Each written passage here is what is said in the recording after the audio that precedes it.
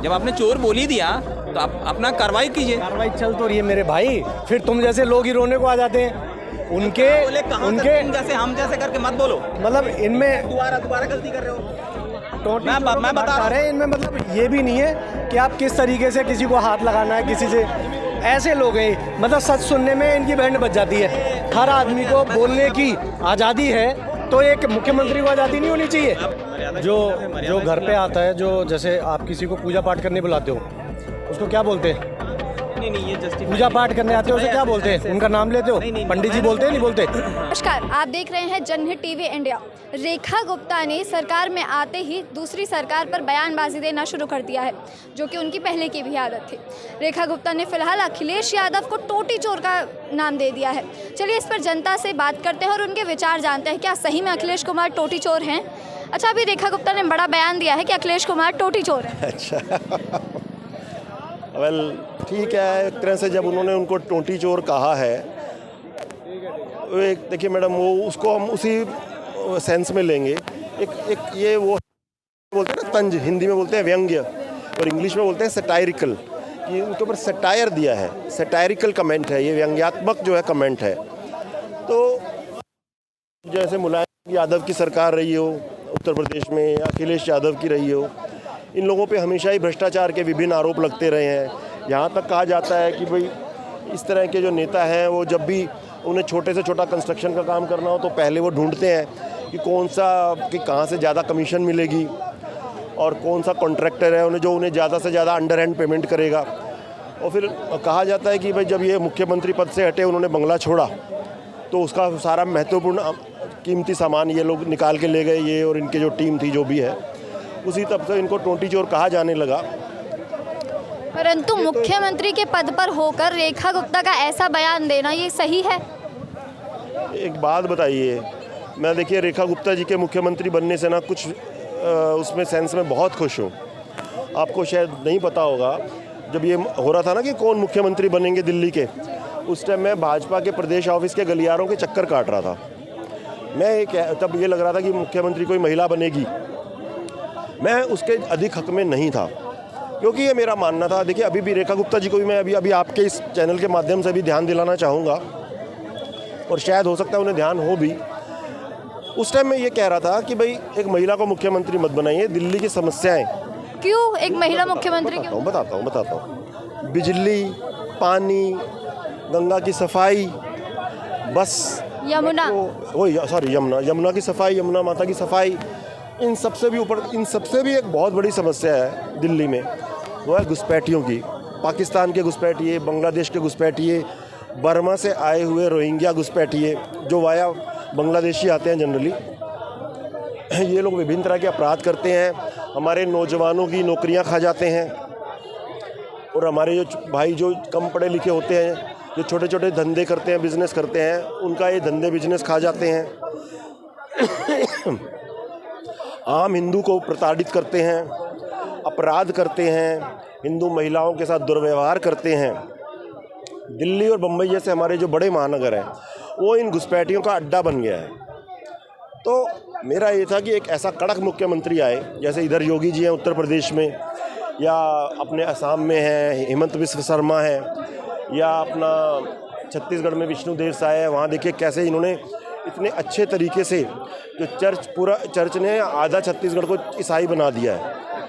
छत्तीसगढ़, झारखंड, उड़ीसा, इन 3 राज्यों पे ईसाई मिशनरियों की बड़ी गहरी नज़र है, और इनको टारगेट बना के वहाँ लगातार ईसाईकरण चल रहा है। हिंदुओं को ईसाई बनाया जा रहा है, मूर्ख बना के। बिल्कुल इनके षड्यंत्र होते हैं। विदेशों से पादरी आते हैं, चुपचाप ठहरते हैं, फिर वो दूर दूर के गाँव में जाके अपने गोरे रंग का दुरुपयोग करके इन भोले वाले आदिवासियों को, कम पढ़े लिखे लोगों को लालच देके या वैसे झूठी कहानियाँ सुना के ईसाई बनाते जा रहे हैं। तो आपका जो कहना है, क्या एक जो पुरुष है वही एक कड़क नेता हो सकता है? वही मैं बता रहा हूँ आपको। आप बताइए। हाँ बिल्कुल मैं उस पर आ रहा हूँ।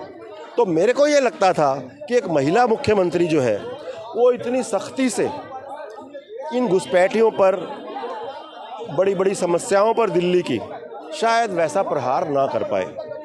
लेकिन इसके बाद जब ये मुख्यमंत्री हमारी रेखा गुप्ता जी बनी, तो मेरी तो खुशी का ठिकाना नहीं है। जिस प्रकार मैंने देखा वो एक आदमी की पिटाई कर रही थी जब ये पार्षद हुआ करती थी, उन्होंने बहुत सख्त लहजा उसके लिए अपनाया। पता नहीं उसने कुछ ईविटिजिंग की थी, लड़की छेड़ी थी या कुछ बहुत गलत काम किया था सार्वजनिक रूप से, तो उन्होंने उसकी पिटाई की। और ये इतनी कड़क मुख्यमंत्री है, मुझे पूरा विश्वास है कि ये जो घुसपैठिए हैं उन पर भी मेरा रेखा गुप्ता जी से इस चैनल के माध्यम से भी विनम्र निवेदन है मैडम, मैं नीरज गुप्ता आपसे ये कहना चाह रहा हूँ कि आप जो है इन घुसपैठियों की भी ना जरा लाइन लगा दीजिए और अपनी सरकार के माध्यम से ये कानून बनवाइए। घुसपैठियों तो देश के लिए खतरा है ही, उनसे 10 गुना बड़ा खतरा ये मशीनरी है जो इनके आसानी से Aadhaar card, PAN card, voter ID बना देती है, राशन कार्ड बना देती हैं। और जितनी सज़ा इनको मिले घुसपैठियों को उससे दुगनी 10 गुना सज़ा, और रिपीटेड क्राइम के केस में मृत्युदंड तक की सज़ा उन नेताओं को, अफसरों को या जो एजेंट हैं, जो बनाने वाले हैं, जो जानते बुझते इनके ऐसे कार्ड बना रहे हैं। ये देशद्रोह बहुत बड़ा है। ये भारत देश, दिल्ली ही नहीं वरन पूरे भारत देश के विरुद्ध एक अघोषित युद्ध है जो आतंकवाद से भी बड़ा खतरनाक है। तो कृपया, क्या नाम है सर आपका? रंजीत सिंह। जी। लाइन ऐसे गलत बात है जो है ये जो है इस चीज़ की तरफ मैडम बहुत ध्यान दीजिए। ठीक है, आपने टोटी चोर कह दिया, परंतु थोड़ा राजनीतिक शिष्टाचार में थोड़ी सी विनम्र हो तो ज़्यादा अच्छा रहेगा, मुझे ऐसा लगता है। धन्यवाद। रंजीत सिंह। अभी जो रेखा गुप्ता ने अखिलेश को टोटी चोर बोला, इस पर क्या कहना है?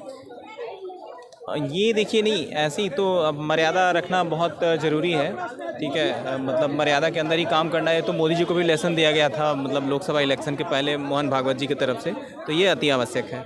और रेखा गुप्ता जी को बहुत नज़दीकी से जानता हूँ मैं। अभी उनके विधानसभा क्षेत्र में मैंने 16 प्रोग्राम किए हैं।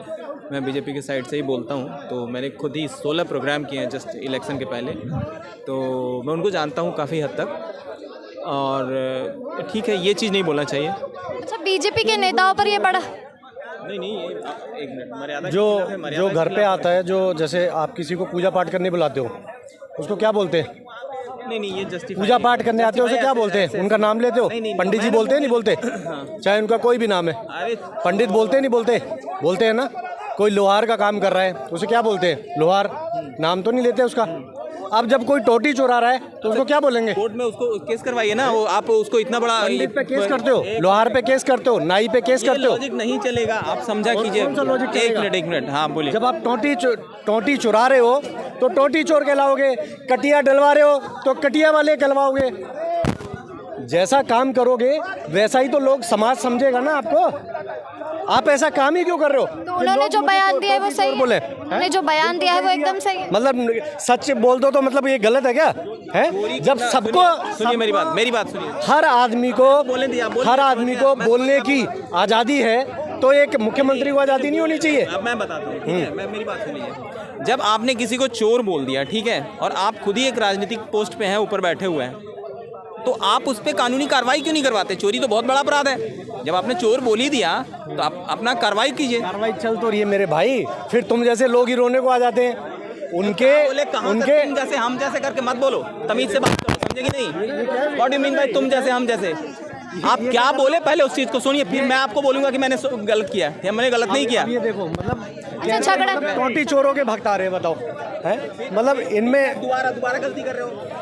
मैं बता रहे हैं, इनमें मतलब ये भी नहीं है कि आप किस तरीके से किसी को हाथ लगाना है, किसी से।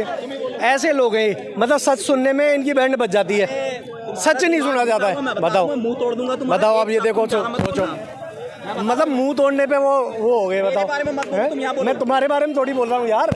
यार मतलब तुम्हारे जैसे लोग जो मतलब उनको सपोर्ट करते हैं, मैं उन लोगों को कोट कर रहा हूँ। अच्छा, अखिलेश यादव के जो सपोर्टर्स हैं उन्होंने सपोर्ट करेगा, वो सारे चोर हैं।